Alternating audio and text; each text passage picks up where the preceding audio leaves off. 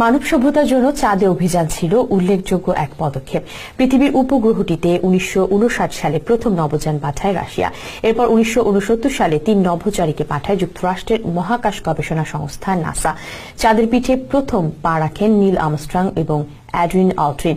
সেই অভিযানের পর 1972 সাল পর্যন্ত মোট 6 বার মানুষের পা পড়ে চাঁদের বুকে। তবে এরপর নাসা আর কোনো চন্দ্র অভিযান পরিচালনা করেনি। কেন এত দীর্ঘ বিরতি? বিস্তারিত দেখুন সাদিয়া আফরোজের প্রতিবেদনে। সাম্প্রতিক চীনা অভিযানকে বাদ দিলে বিশ্বের আর কোনো মহাকাশ গবেষণায় সক্ষম দেশই চাঁদে অভিযান চালায়নি। কিন্তু প্রথম চন্দ্র অভিযানেই মানুষ প্রমাণ করেছিল বিজ্ঞান ও প্রযুক্তিতে অনেক এগিয়ে গেছে সভ্যতা। কিন্তু কেন মানুষ আর চাঁদে গেল না?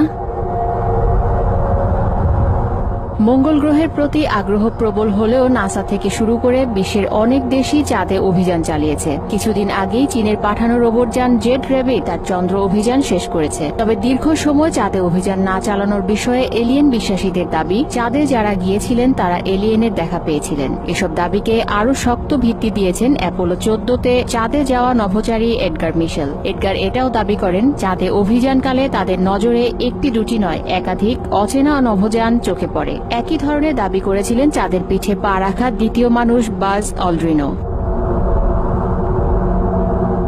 সব তথ্য উপাত্ত থেকে এলিয়েন বিশ্বাসীদের মত হচ্ছে, চাঁদে যে উন্নত প্রাণের অস্তিত্ব রয়েছে তা নাসা ঠিকই বুঝতে পেরেছিল। চাঁদে বুদ্ধিমান প্রাণীদের সঙ্গে তাদের যোগাযোগও হয়, তবে সেসব তথ্য ও ছবি সাধারণ মানুষের কাছে গোপন করে ফেলে নাসা। এসব কারণেই হয়তো চন্দ্র অভিযান স্থগিত করে এখন মঙ্গলের প্রতি ঝুঁকেছেন গবেষকরা।